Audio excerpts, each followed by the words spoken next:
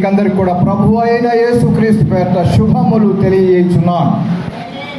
ఈ దినము తొలి పలుకులు పలుకుటకు దేవుడు నాకు అనుగ్రహించిన ఈ యొక్క ధన్యతను బట్టి దేవదేవునికి స్తుతులు స్తోత్రాలు చెల్లిస్తున్నాను.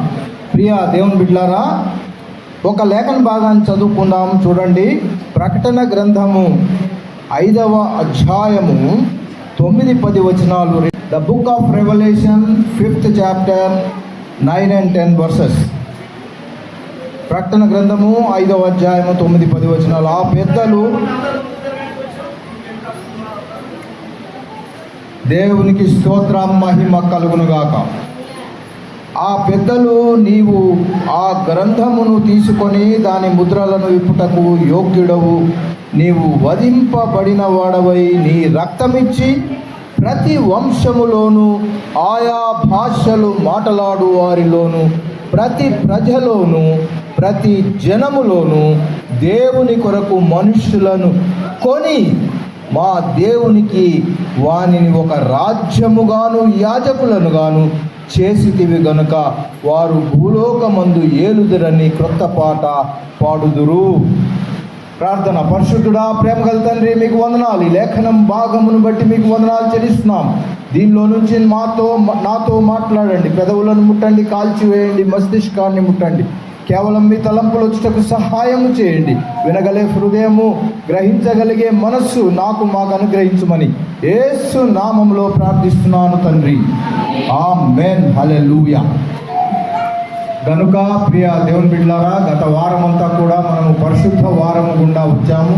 ప్రతిరోజు కూడా, ప్రతి క్షణము కూడా ఆయన పడిన బాధలు, ఆయన మరి ఎలాగా యెరూషలేము గుండా మరి ఆయన వెళ్ళారు అని, ఆ బాధలన్నీ ఎలా అనుభవించి తుదకు ఇదిగో ఈ దినము శుభ శుక్రవారమునకు చేరి ఈ దినమును ఆయన తను తాను సమర్పించుకొని సిలువకు అప్పగించుకున్నారు.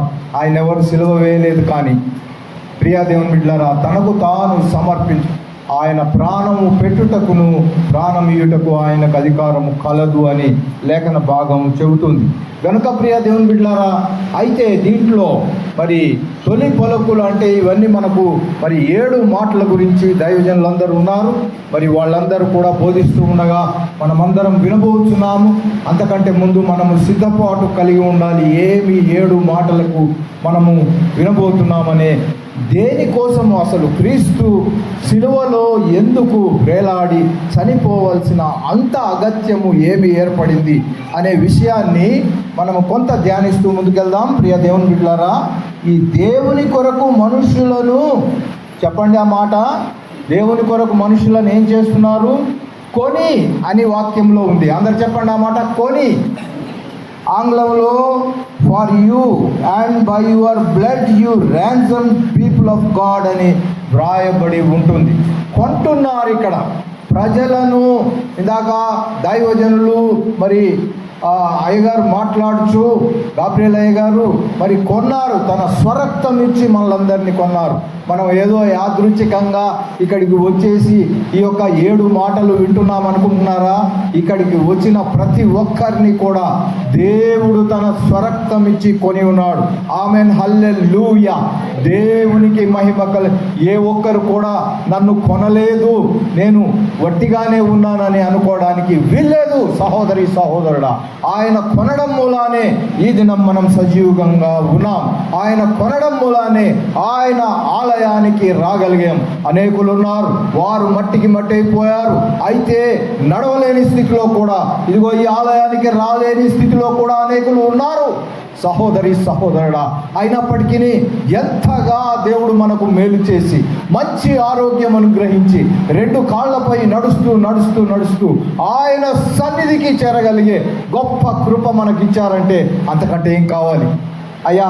అంతకంటే ఏం కావాలి సహోదరుడా, సహోదరి? ఆయన మన కొరకు సిలువలో చనిపోయారు. చూద్దాం రండి. కొనడము చకచక 3 మాటలు నేను చెప్పి ముగించేస్తాను. కొనడము గురించి జనరల్గా కొనడం ఎలాగుంటుంది సిస్టర్? కొనడము అనంటే మనము, అయ్యా జాషువా గారు, కొనడం ఎలా చేస్తాం? మనము ఆ షాపుకు వెళ్ళి కొన్ని డబ్బులు ఇచ్చి ఒక సరుకును కొనుక్కుంటాం, అంతే కదండి? కొనడము అని అంటే దాని తాత్పర్యము మీనింగ్ ఆఫ్ బయింగ్. కాబట్టి ప్రియ దేవుని బిడ్డలారా, అయితే ఈ బైబిల్ అంతా కూడా మనకు హెబ్రీ భాషలోనేమో పాత నిబంధన గ్రంథము, అలాగే గ్రీకు భాషలోనేమో క్రొత్త నిబంధనము రాయబడి ఉంది. ఎవరైతే థియలాజికల్ స్టడీస్ చేస్తూ ఉంటారో, ఎంతెంతగా పైకి పోతూ ఉంటారో వాళ్ళు మరి ఒక భాష నేర్చుకోవాల్సిన అవసరత ఎంతైనా ఉంటుంది. కొందరు హెబ్రీ భాషను ఎంచుకుంటారు, మరికొందరు గ్రీక్ భాషను ఎంచుకుంటారు. ఆ సంతోషంగా ఉంది కదా అలా నేర్చుకోవడం. దేవునికి స్తోత్రం. భాష నేర్చుకోవాలి, అంతకంటే దేవుని భాష నేర్చుకోవాలి. దేవునికి స్తోత్రం చెప్పరా? హల్లెలూయా, గ్లోరీ జీసస్. ఆ భాష మాట్లాడుతూ ఉండగా దేవుని సన్నిధిని అనుభవించవచ్చు. మనకున్న బాధలు వెళ్ళిపోతాయి, మనకున్న కష్టాలు పోతాయి, నష్టాలు తీరుతాయి. దేవునికి స్తోత్రం చెప్పండి, హల్లెలూయా. కనుక ప్రియ దేవుని బిడ్డలారా, 3 మాటలు చకచకా చెప్పి ముగించేస్తాను. మొదటి మాట ఏమిటి అంటే అగోరాజో. చెప్పండి ఆ మాట, అగోరాజో. దేవునికి స్తోత్రం. అగోరాజో అనగా కొనుగోలు చేయుట. ఇందాక చెప్పాను చూసారా, డబ్బులు ఇవ్వాలి కొనుక్కోవాలి, డబ్బులు ఇవ్వాలి కొనుక్కోవాలి. అదే చెప్పబడుతోంది. ప్రియ దేవుని బిడ్డలారా, చూడండి దేవుని వాక్యములో ఏమి చెప్పబడుతుంది. 2వ పేతురు రాసిన 2వ పత్రిక 2వ అధ్యాయము 1వ వచనములో, మరి అబద్ధ ప్రవక్తలు ప్రజల్లో ఉండిరి, అటువలనే మీలోను అబద్ధ బోధకులుందురు, వీరు తమ్మును కొనిన ప్రభువును కూడా. ప్రభువు ఏం చేస్తున్నాడంటే, కొనిన ప్రభువు వాళ్ళను కూడా కొనేశాడు, మనలను కొన్నాడు. మరి వారిని కూడా దేవుడు కొన్నప్పటికీ వారిని కూడా వాళ్ళు విసర్జిస్తున్నట్లు చూస్తున్నాము. కొనడము, దాన్నే మరి గ్రీకు భాషలో కొత్త నిబంధనలో అగోరాజో అని అంటే మామూలుగా ప్రజలను దేవుడు తన స్వరక్తం ఇచ్చి కొని ఉన్నాడు అని దాని తాత్పర్యము. ప్రియ దేవుని బిడ్డలారా, కనుక రెండవదిగా చూద్దాం రండి. దేవునికి స్తోత్రం. ప్రకటన గ్రంథములోనే మరి 14వ అధ్యాయము 3వ వచనం చదువుతున్నాను చూడండి. 14:3 వారు సింహాసనము ఎదుటను ఆ 4 జీవుల ఎదుటను పెద్దల ఎదుటను ఒక కీర్తన పాడుచున్నారు. భూలోకములో నుండి కొనబడిన ఆ 140,000 మంది, కొనబడిన 144,000 మందిని. ప్రియా దేవుని బిడ్డలారా, కొనబడుతున్నారు. ఏదో యాదృచ్ఛికంగా వస్తున్నాము, ఆలయంలో కూర్చుంటున్నాము, ఒక సభ్యత్వం తీసుకుంటున్నాము, దేవుని ఆరాధన చేస్తున్నాము, వెళ్ళిపోతున్నాము, ఇంతే అనుకుంటున్నామా? అబ్బే కాదండి, మనము కొనబడుతున్నాము. మనం ఏమవుతున్నాము? కొనబడ్డాము. వెల చెల్లించి కొనబడ్డాము. ఏదో ఫ్రీగా కొనబడడం కాదు. ఆ వెల ప్రశస్తమైన ప్రభు అయిన యేసు క్రీస్తు, ఆయన శిలువలో ఆయన మన కొరకు చివరి బొట్టు వరకు కూడా ఆయన చిందించి మనలను కొని ఉన్నారు. ప్రియదేవ్, దాన్నే అగోరాజో అంటున్నాం. 3వ వాక్యాన్ని చూద్దాం రండి. దేవునికి స్తోత్రం. 1 కొరింథీయులకు రాసిన పత్రిక 6వ అధ్యాయము 19వ వచనము. మీ దేహము దేవుని వలన మీకు అనుగ్రహింపబడి మీలోనున్న పరిశుద్ధాత్మకు ఆలయమై ఉన్నదని మీరు ఎరుగరా? మీరు మీ సొత్తు కారు. ఏమండి? మీరు మీ సొత్తు కారు. 20వ వచనం చూడండి. విలువ పెట్టి కొనబడిన వారు. మనం ఎవరమండి? మన సొత్తు కాదు, దేవుని సొత్తు అయి ఉన్నాము, దేవుని ప్రజలమై ఉన్నాము. సంతోషం కలిగిన వారు ఆమేన్ చెప్తారా? ఆమేన్, హల్లెలూయా. గనుక ఒకరు కొని ఉన్నారు మనలను. ప్రియ దేవుని బిడ్డలారా, తన రక్తము ద్వారా కొని ఉన్నారు. గనుక ఈ లేఖన భాగాలను బట్టి దేవుని స్తుతిస్తాం. ఇంకొక అక్కడే 1 కొరింథీయులకు రాసిన పత్రికలోనే ప్రియ దేవుని బిడ్డలారా చూడండి 7:31. ఈ లోకము అనుభవించువారు అమితముగా అనుభవించునట్లు ఉండవలెను. ఏమనగా ఈ లోకపు నటన గతించుచున్నది. ఈ లోకంలో ఈ నటనంతా గతించిపోతున్నది. కానీ ప్రభువు తన రక్తము ద్వారా కొనిన వాళ్ళు మాత్రం గతించిపోరండి. వాళ్ళు గతించిపోవడానికి వీల్లేదు. ఎందుకంటే ఎవరు కొన్నారు? ప్రశస్తమైన రక్తం ద్వారా పెద్ద ఆ రాజులకు రాజు ప్రభువుల ప్రభు కొన్నాడు కనుక మనలను ఎవరు కూడా మరి అంతము చేయడానికి ఎవరికి వీలు పడదు. దేవునికి స్తోత్రం. కనుక నంబర్ 1 ఈజ్ అగోరాజో అనగా కొనబడుట. ఇక రెండవదిగా చూద్దాం రండి, ఎక్సాజరాజో. రెండవ పదమమ్మా ఎక్సాజరాజో, గ్రీకు పదము. ఈ బైబిల్ అంతా కూడా గ్రీకులో వ్రాయబడి అనగా కొత్త నిబంధన గ్రీకులో వ్రాయబడింది కనుక ఆ పదమునకు అంత మీనింగ్ వస్తుంది. తెలుగులో సాధారణంగా మరి దీన్ని అనువాదం చేయబడింది. అనువాదంలో చేసేటప్పుడు అనేకులు ఉన్నారు, మన వాళ్ళు ఉన్నారు, క్రైస్తవులు ఉన్నారు, క్రైస్తవేతరులు కూడా అనువాదంలో పాల్పొందారు.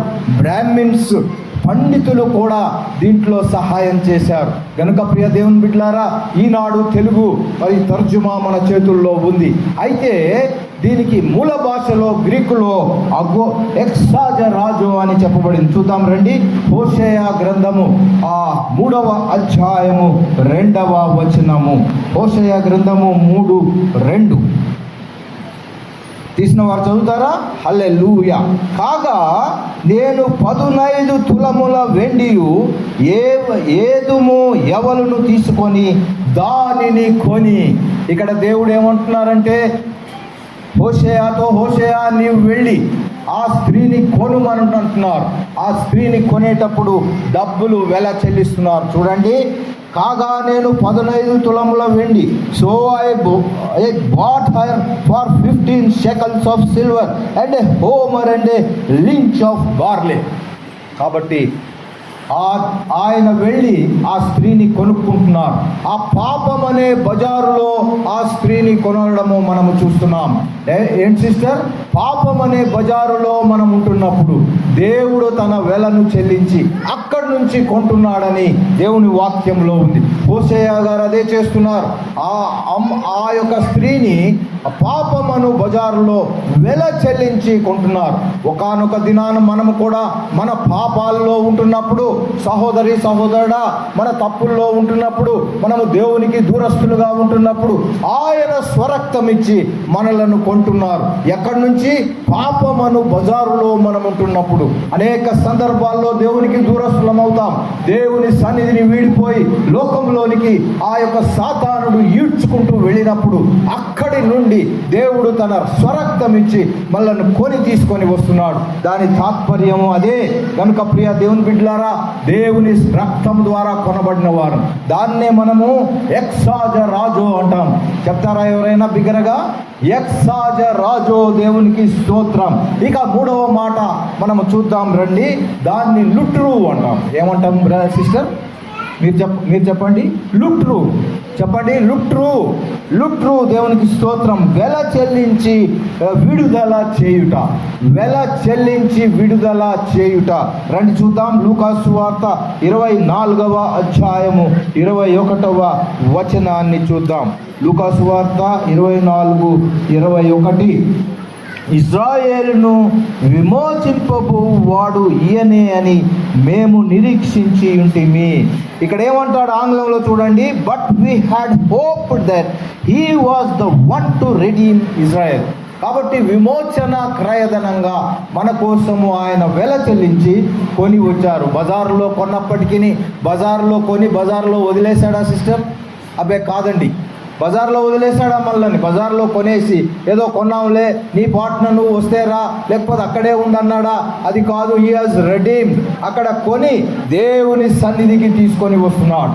ఏమండి, తన స్వరక్తం ఇచ్చి బజారులోనైనా ఎక్కడనైనా ఆ యొక్క మూలలోనైనా ఆ యొక్క వీధిలోనైనా అందరినీ కొని తన సన్నిధికి తోడుకొని వస్తున్నాడు. ఒక షౌట్ బిగ్ హల్లెలూయా. దేవునికి మహిమ కలుగును గాక. చెప్పరా? హల్లెలూయా. దేవునికి స్తోత్రం. కాబట్టి విలువ పెట్టి కొనడమే కాదు, కానీ ఆ బజారులో పాపములో ఉన్నవారిని డబ్బులు ఇచ్చి కొనడమే కాదు, కానీ తన స్వరక్తం ఇచ్చి కొనడమే కాదు, విమోచన క్రయధనం కూడా మనం చూస్తున్నాం. రిడెంప్షన్ యాక్ట్ మనం చూస్తున్నాం. విమోచించడం చూస్తున్నాం. మన పాపముల నుంచి ఆయన విమోచిస్తున్నాడని గ్రహిస్తున్నాం. ఇక 2వ మాట చూద్దాం. పేతురు రాసిన మొదటి పత్రిక 1వ అధ్యాయము 19వ వచనము. 1:19. ఆ, అనగా నిర్దోషమును ఆ, ఏం చదువుతున్నారమ్మా? 1:19. అమూల్యమైన రక్తము చేత అమూల్యమైన రక్తం చేత అనగా నిర్దోషమును నిష్కలంకమును గొర్రెపిల్ల వంటి క్రీస్తు రక్తము చేత ఎస్ విమోచింపబడితిరని మీరు ఎరుగుదురు కదా. మనము దేని చేత? రక్తము చేత విమోచింపబడ్డాము. ఏం చేత సిస్టర్? రక్తము చేత. ఏదో ఆషామాషిగా మనం ఏదో విమోచించబడి ఏదో వచ్చేసాము అనుకోవడానికి వీల్లేదు. క్రీస్తు రక్తము ద్వారా, ఆయన గుడ్ ఫ్రైడే రోజు మన కొరకు చిందించిన రక్తము ద్వారా, ఇది మన అందరము కూడా క్రీస్తులో ఉన్న మనం అందరము అవలంబించుకోవాలి, అన్వయించుకోవాలి. సహోదరి సహోదరుల, అనేకులకు అవగాహన ఉండట్లేదు. అయ్యో మేము ఏదో వచ్చేస్తున్నాం అనుకుంటున్నారు, కానీ ఆ క్రీస్తు రక్తం ద్వారా మనకు విమోచన ఉంటుంది. ఆ క్రీస్తు రక్తము ద్వారా మనకు స్వస్థత ఉంటుంది. నమ్మిన వారు ఆమెన్ చెప్తారా? ఆమెన్. హల్లెలూయా. మనందరికీ ఏదో విధంగా ఏదో ఒక సమయంలో మనము అనారోగ్యం పాలైన వాళ్ళమే. నేను కాదండి, నేను ఇప్పటి వరకు అనారోగ్యము పాలవ్వలేదు, నేను ఇలాగే ఆరోగ్యంగానే ఉన్న వాళ్ళని ఎవరైనా ఉన్నారా? అందరం కూడా అనారోగ్య పాలవుతున్నాం. స్వతహాగా బాడీలో కూడా హీల్ చేసే ఆ యొక్క కెపాసిటీ దేవుడు ఇచ్చాడు కనుక ఎంతో కొంత చిన్న కట్ అయితే దానికంతట అది మెరుగై బాగవుతుంది. అయితే పెద్దదైతే ఆయన రక్తం ఒకటి ఉంది. ఆ రక్తము ద్వారా విమోచన. ప్రియ దేవుని బిడ్డలారా, ఇంతగా ఈ రక్తము యాదృచ్ఛికంగా దేవుడు మరి సిలువపై ఆయన చిందించాడు అనుకుంటున్నామా? కాదండి, ఇది అనాది సంకల్పం చొప్పునే జరిగింది. ఎలా సిస్టర్? అనాది సంకల్పం. ఆ సంకల్పం చూసి ముగించేసుకుందాం. ఆది కాండము చూద్దాం రండి. ఆది కాండము, దేవునికి స్తోత్రం, 3వ అధ్యాయము 21వ వచనము. అనాది సంకల్పము దాదాపు జగత్ పునాది వేసినప్పుడే ఈ సంకల్పము ఉంది. ఏం చేస్తున్నారంటే, దేవుడైన యెహోవా ఆదామునకు అతని భార్యకు చర్మపు చొక్కాయిలు చేయించి వారిని, దేవునికి స్తోత్రం, వారికి తొడిగించారు గనుక ప్రియ దేవుని బిడ్డలారా, చర్మపు చొక్కాయిలు తొడిగించాలంటే ఒక బలి చేయాలి. అదే దేవునికి స్తోత్రం. బలి అనగా దేవుని కొరకు ఆ యొక్క వారి కొరకు ఒక బలిని దేవుడే చేసి, ఆంగ్లంలో ఆయనే చేసినట్లు ఉంటుంది. ఈ మేడ్ అని ఉంటుంది. కనుక ఈ అనాది సంకల్పం చొప్పున ఆయన సిలువలో బలి అయి ఇదిగో 7 మాటలు పడుతున్నాడు. కాబట్టి ఆయన సంకల్పాన్ని బట్టి ఆయనకు స్తుతులు చెల్లించి ఇదిగో అలాంటి కృప మనం పొందుకుందాం. అట్టి కృప ధన్యత దేవుడు మనందరికీ దయచేయును గాక. ఆమెన్. తల్లు వంచండి, ఒక మాట ప్రార్థన చేస్తున్నా. పరిశుద్ధుడా, ఈ లేఖన భాగాల కోసం వందనాలు చెల్లించి యేసయ్య నామములో అడుగుచున్నాను తండ్రి. ఆమెన్.